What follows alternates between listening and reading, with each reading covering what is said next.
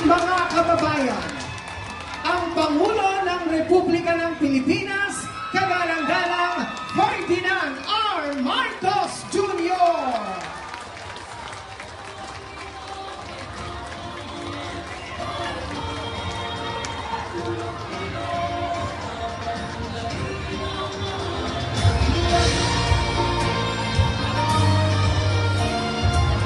Muli po sa ating mga minamahal na taga-Baseco, panig naman ang isang malakas na palakpakan dyan.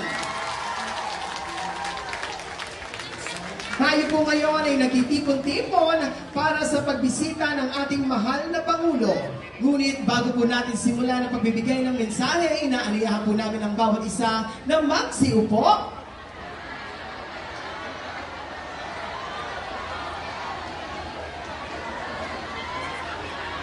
Tayo pong lahat dito ay talaga namang minamahal ng ating Pangulo, kagala. Saan magamit ninyong yakap clinic namin. At ito po ay malaking tulong sa ating healthcare unit. Mapapagaan din dito ang bigat ng obligasyon ng mga employer at maaaring umabot sa 15 bilyong piso ang mililikom mula sa talang premium payments. Kaya kaya natin bayaran kung maayos ang management at ipaikot natin na ipaikot yung pera, ay tuloy-tuloy, hindi mauubusan ito at hindi naman malulugi ang gobyerno. Tinatawagan ko mga kumpanya sa pribadong sektor at mga ahensya ng gobyerno na pakinabangan ang amnesty period upang bayaran ang inyong mga PhilHealth arrears. Nandito po si Dr. Brandado ng PhilHealth. Siya po ang gumagawa lahat ng itong mga benepisyo na binibigay na pagbabago siya, nagbago po lahat po ng ating mga porsyento na ibinabayad, pati sa gamot, pati sa mga pagtingin. Alam niyo po, ay nung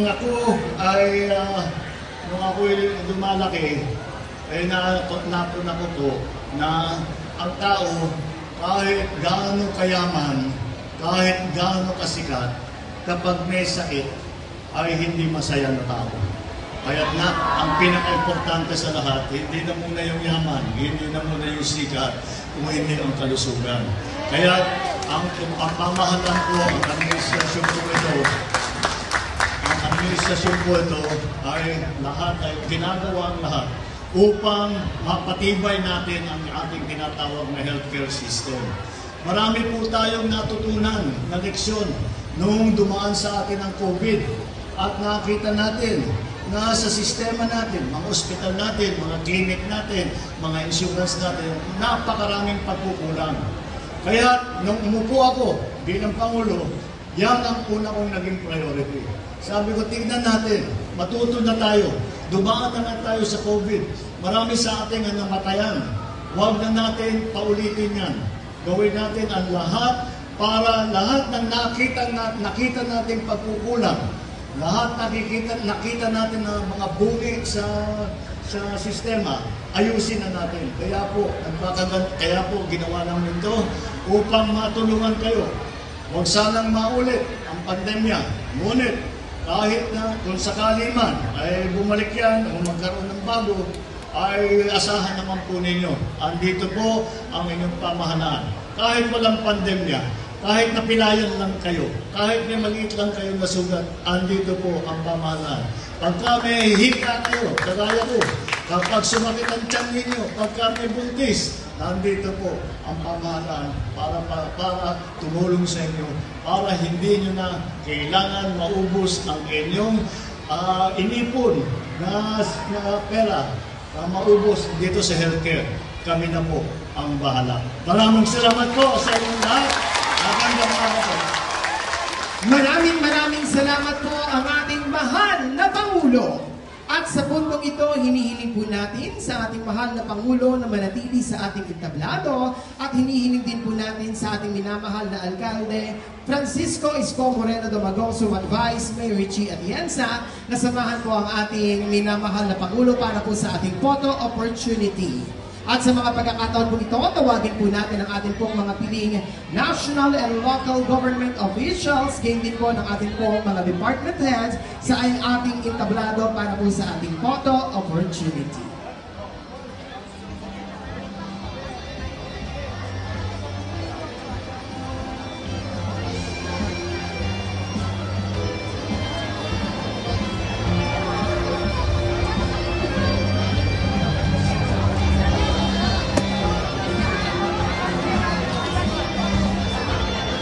Isko Moreno Domagoso. Good morning. Ay, maupo kayo. Magandang umaga, mga taga-Baseco. Alam nyo, sa totoo, mas excited ako para sa inyo dahil bibihira ang bibisita na Pangulo ng Bansa dito sa Baseco. Kaya bagay na ikinararangal ng ating lungsod ang pagdako ng Pangulo ng Bansa. Now, before I introduce our President, gusto ko kasing malaman ninyo yung mga bagong at importante na malaman ninyo sa usaping pangkalusugan. Itong taong ipapakilala ko ay nagulat ako noong Hulyo nung kausap ko yung mga taga-PhilHealth. Nakita ko yung bagong programa ng PhilHealth. And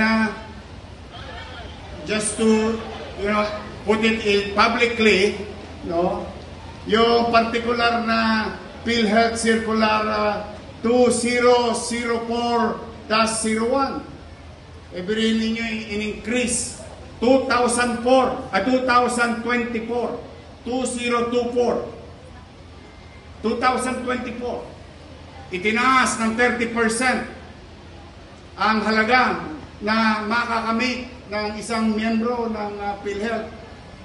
That's 30%. Pangalawa,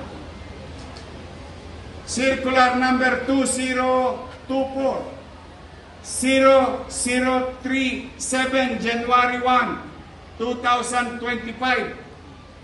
Ngayon lang to. Itong taon lang na ito. Alam nyo, 30% tinaas. O ngayon, plus 50% over 30%.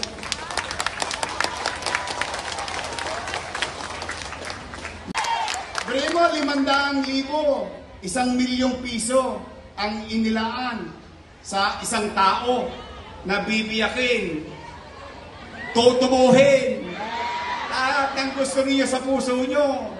Hindi, I'm just saying, kidding aside, this is something that we as local government unit may continue to provide this type of services through the help of the President.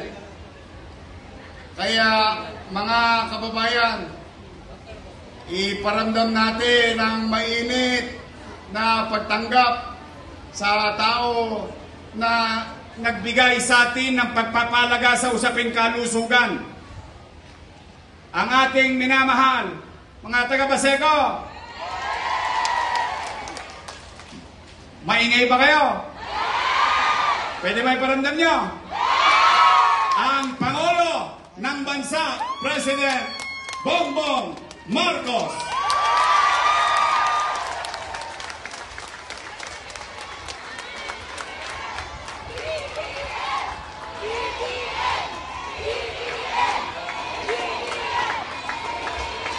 Maraming salamat sa ating butihing Jorme sa kanyang mga salita at sa kanyang pagpakilala at pag-sirkuto tayo. Magandang umaga po mga taga-Baseco. Bakit kayo nandito? Mukhang hindi naman kayo pasyente at ang lalakas ng boses ninyo. Magandang umaga po at kami umiikot. Ipinagmamalaki po sa atin ni Mayor Isko ang kanyang ospital na binago at rehabilitate at ginawang mas moderno. Nagyayabang nga po siya sa akin pagdaan naman dito sa ospital, sabi ko may karapatan naman magyabang. dahil napakaganda ng hospital nito. Ngayon lang ako nakakita ng barangay hospital na luma ang ibang provincial hospital sa Pilipinas. Kaya napakapalad po natin na meron tayong Mayor Isko na talagang inaalala ang kalagayan ng kanyang Ito po, kaya naman meron siya ipagmamalaki. Mula nung mabuksan ang Baseco Hospital, binuksan ito 5 September, noong nakarang September. At binilang namin ang mga naging pasyente hanggang November 24, last week, ay 7,000 na. Labis sa 7,308 na pasyente ang dumaan na rito. Kaya nakita natin na napakahalaga ng serbisyo, lalong-lalo na kapag pinag-usapan ay ang kalusugan ng ating mga kababayan. At sa bawat araw, more or less dito, 200-220 na pasyente ang dumadaan dito. Kaya marami talaga ang nagiging beneficiary dito dahil sa magandang healthcare na ginagawa ng pagkakaisa ng local government at saka ng national government. Alam niyo po, ako po ay lumaki sa local government. Dahil 7 na taon po ako naging gobernador ng Ilocos Norte. Kaya talagang lagi kong iniisip ang LGU at paano paabutin lahat ng ginagawa ng national government sa lahat ng ating mga kababayan. At yun ay hindi maaaring mangyari kung hindi matibay ang koordinasyon, pagsasama, pagtutulungan ng local government at saka ng national government. Kapag naman nangyari yan, nakita naman ninyo ang nagiging resulta. Ito ay ginawa ng ating local government. Kami naman sa national government, kagaya ng nabanggit ni Mayor, ay lahat ng suporta, lahat ng benepisyo na maaaring gawin ng pamahalaan ay gagawin natin. Nandiyan po ang para po tulungan pa ang inyong ginagawa. Dahil ang katotohanan, na-impress kami masyado. Kaya sabi ko, tulungan naman natin. Kaya mula sa tanggapan ng Pangulo, dadagdagan po natin ng suporta ng 15 milyong piso para sa Baseco Hospital. Makakatulong po ito sa mga pangangailangan na mo. Malakas ang palakpak ng ulit. Halos 20,000 residente ng Baseco ay naging miyembro ng PhilHealth. Bakit mahalaga ito? Ang katotohanan, bawat mamamayang Pilipino ay miyembro ng PhilHealth dahil Pilipino kayo. Kaya yun lamang, para makapag-avail kayo, para makuha ninyo ang mga benepisyo, kailangan makapag-register kayo. Kaya ginagawa po natin ay pinaparami namin ang mga rehistro para pagka may magkakaramdaman o may kailangan na patingin sa ospital ay alam na hindi na sila kailangan mag-fill up na po kahit tayo basta ipakita na yung card. Okay na yun, tapos na yung pagbayad doon sa pasyente na yun. At sa tulong ng mga ating barangay national scholar, ang mga BHW at saka district, ayan, yung mga magigiting na BHW. Ito yung sinasabi ko, kung walang mga BHW, kung wala itong mga volunteer, mga district city personnel, wala po tayong health program, hindi po natin mabubuo. Tsaka yung iba dyan, volunteer talaga, kaya kailangan pasalamatan natin sila ng araw-araw sa kanilang pagsisikap o sa kanilang sakripisyo. Isa na rin PhilHealth accredited yung aming tinatawag na YAKAP Clinic. Ang ibig sabihin ng YAKAP, yung Yaman ng Kalusugan Program. Ito, meron na rin po kayo dito sa Baseco Hospital, kung saan ay lahat ng residente ng Baseco pwede na maglibre na konsultasyon, magpapatingin sa primary care, mag-check-up, at diagnostic at screening test. Ito, libre lahat. Kaya papasok kayo, kung anong kailangan ninyo, basta makikita ninyo, makarehistro kayo, libre na lahat ng mga basic services ng healthcare.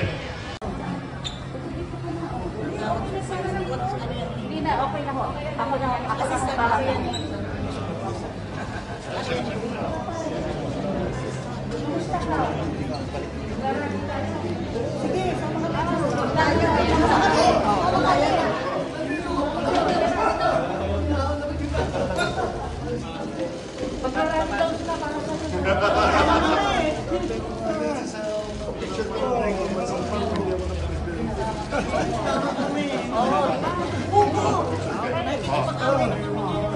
President. 1, 2. Sige. 1, 2. Araw-araw na sa akin. 1, 2, 3. 1, 2, 3. Okay.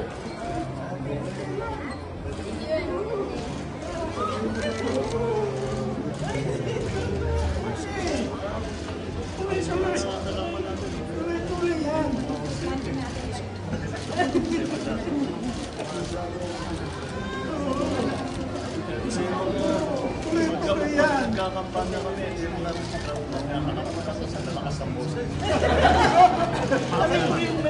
Stage na tayo.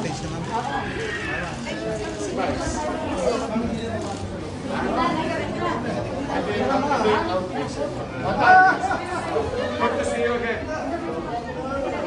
Ikot ko lang si Presidente Saglit. Balikan na namin. Saglit na.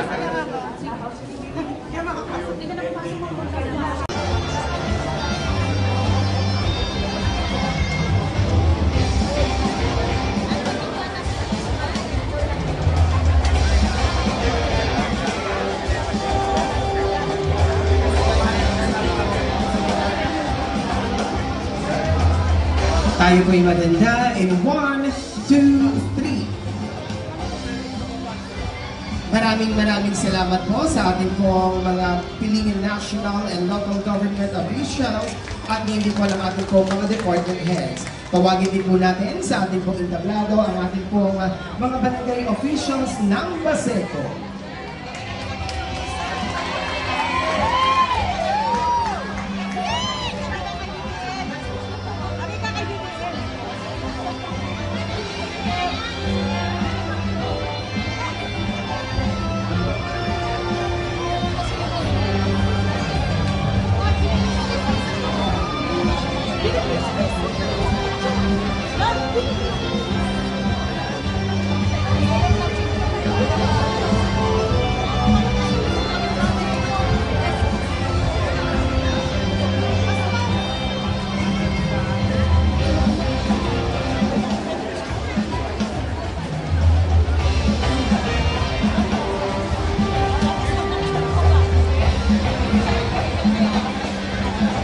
Tayo po'y maghanda in 1, 2, 3. Maraming salamat po sa ating pong mga barangay officials. Ngayon naman po, itawagin naman po natin ang ating pong yakap beneficiaries.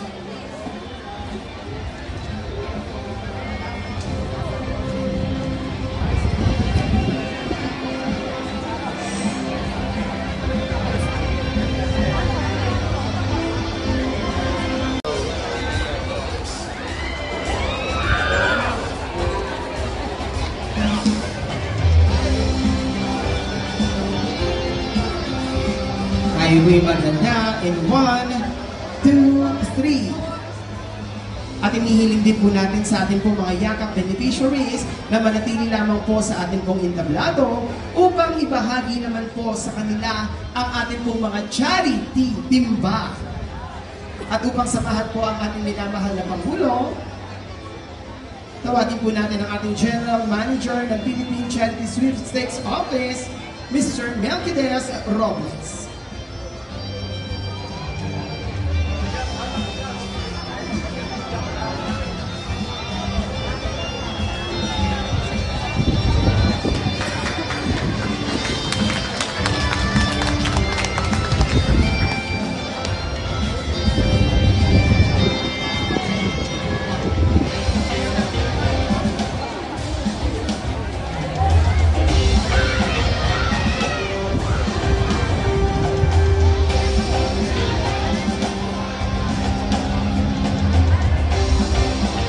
Tayo ko'y mag... Our Vice Mayor, Vice Mayor Chief, and our Director, Dr. Alipay.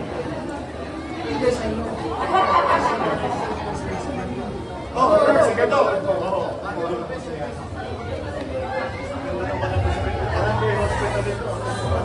Abante talaga. Ito, ito, by next year, our director of Manila Health Department. Ito, bata ni Kado, lagi nasa kami. Manila, yung Malacanang. Ito, by next year, hopefully, ano na lang kami Sarapak.